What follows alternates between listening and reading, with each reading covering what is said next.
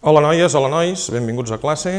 Anem a seguir avui amb un exercici, un segon exercici, ja n'hem fet prèviament un altre, de masses enllaçades. Recordeu que masses enllaçades en física clàssica són aquells exercicis tipus en què tenim cossos enllaçats, en aquest cas amb cordes, fils, cables, etc.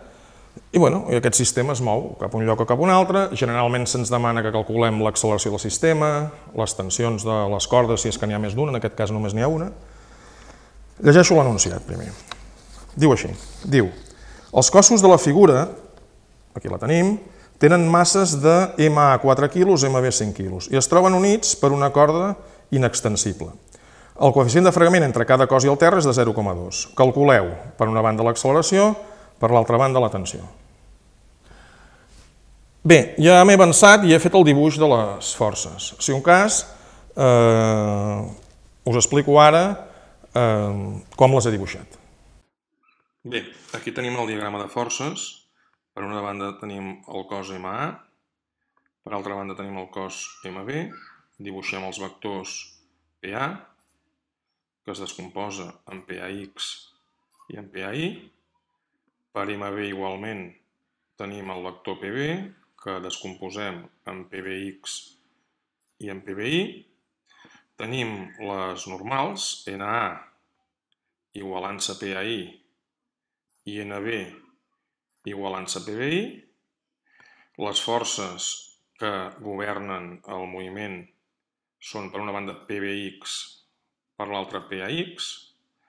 Com que aquest sistema es mou cap a la dreta en aquest moviment, ja que PBX és més gran que PAX, podem dibuixar les forces de fregament FFA, sempre en sentit contrari al moviment, FFB, també en sentit contrari al moviment, i com a últimes forces tenim TA i TB, que és la força que fa la corda, que subjecta els cossos, tant tensionant cap aquí com tensionant cap aquí. En tot cas, TB i TA tenen el mateix mòdul.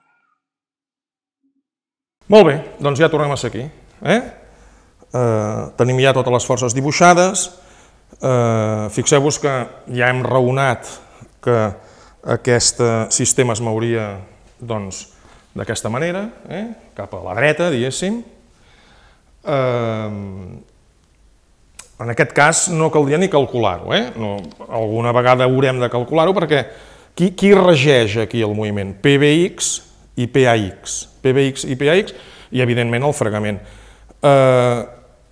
Com sé que això es mou cap aquí sense necessitat de calcular? Home, aquest pla inclinat fa més baixada que aquell i aquesta massa MB és més gran que MA. Per tant, PBX segur que és més gran que PAX i per tant el moviment és cap aquí. Hi haurà altres vegades que això no serà tan evident i ens veurem obligats, primer de tot, a calcular cap on es mou el sistema per tal de poder dibuixar després les forces de fregament. Les forces de fregament són les últimes a ser dibuixades, en tant en quant són contràries al moviment, primer hem de saber cap on té tendència a moure's el sistema. Molt bé, doncs, dit això, primera cosa que vull calcular és l'acceleració del sistema, segona llei de Newton. I és qüestió simplement d'anar repassant quines són les forces que estan jugant en aquesta història. Doncs comencem. Comencem a posar positives totes aquelles forces que vagin a favor del moviment. No cal que us digui que sobre els eixos verticals PBI i NB s'anulen, NA i PAI s'anulen, per tant tot el moviment tindrà a veure amb el que passi en la direcció de la corda, diguéssim. Doncs vinga, forces positives, les que van a favor del moviment. PBX va a favor del moviment, vaig passant revista, aquestes no van a favor del moviment. TA també va a favor del moviment. Molt bé, forces que van... Hi ha cap més, no hi ha cap més que vagi a favor del moviment. Forces que van en contra, doncs FFB, per tant negativa, conveni de signes, TB negativa, PAX negativa, va en contra del moviment, com FFA, que també és negativa.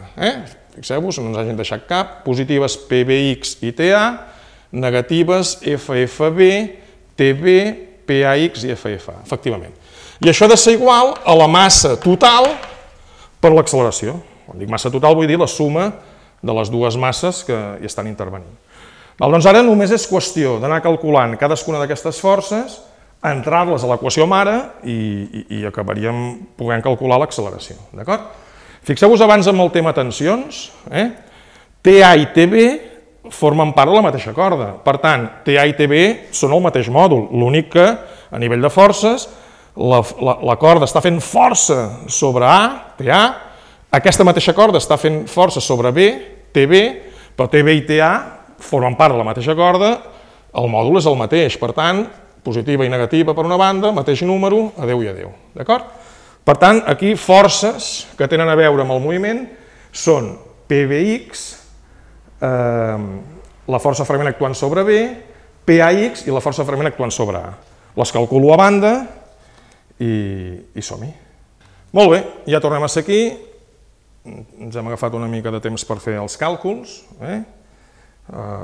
Hem començat de la segona llei de Newton i hem calculat cadascuna de les forces. Atenció, totes aquestes forces estan calculades a partir de la trigonometria senzilla que implica tenir aquests triangles rectangles. Per exemple, PAX sobre el dibuix és aquest catet oposat a aquest triangle de rectangle d'hipotenusa PA i d'angle alfa, per tant, amb trigonometria senzilla arribo a això. PBX, mirem el dibuix i observem també que PBX és catet oposat d'aquest triangle rectangle d'aquí, per tant, tinc el resultat. Les forces de fregament, nu per la normal. La normal, NA, per exemple, ha de ser igual que PAI. Tornem en aquest triangle rectangle, igual en quant a mòdul, i igual per la normal B, per calcular la força de fregament. M'estic referint sempre a aquests triangles. Sobretot no podem fer errors d'aquesta trigonometria senzilla amb aquests triangles rectangles. I bé, i aquí tinc els resultats. Aquests resultats són els resultats d'aquestes forces, la massa total serà la suma de les dues masses, per tant, ja, segona llei de Newton, vaig a substituir, PBX val 34,6, això aquí baix, 34,6,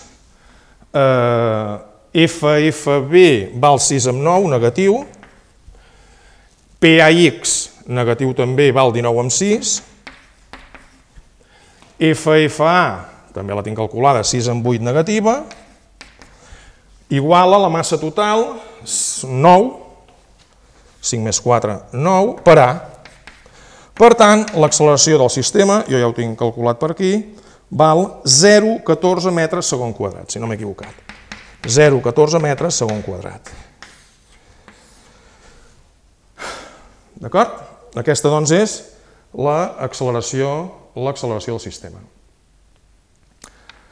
Últim apartat, he de calcular la tensió de la corda. Per calcular la tensió de la corda, o bé aïllo aquest cos i aplico segona llei de Newton, o bé aïllo aquest cos i aplico segona llei de Newton. Si tot ho he calculat bé, si aquesta acceleració està ben calculada, tant sigui agafant aquest bloc o aquest bloc, la tensió calculada m'ha de donar el mateix, donat que estic treballant sobre la mateixa corda. D'acord? Deixeu-me temps per esborrar, per calcular, i ara torno. Bé, ja tornem a ser aquí. Tenim aquí les forces que intervenen en el moviment, tenim aquí l'esquema, anem a calcular la tensió de la corda. Ja hem dit que podem aïllar tant aquell cos com aquest altre d'aquí. Doncs anem a fer pels dos cossos per veure que les coses concorden. Per exemple, pel cos A, aplico segona llei de Newton, sumatori de forces igual a massa per acceleració. Per tant, força a favor del moviment, TA, forces en contra, PAX, i també FFA. I això a què ha de ser igual? A la massa d'A per l'acceleració del sistema.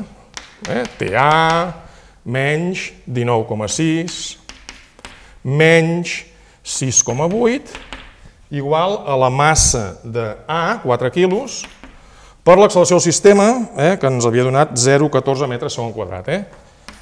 L'acceleració del sistema 0,14 metres segon quadrat, per tant, per 0,14.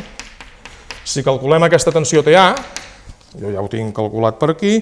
Això dona 27 newtons.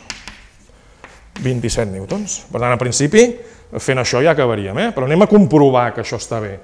Si això està bé, s'ha de complir que, aïllant aquest bloc, la tensió TB em doni també 27. A veure, comprovem-ho.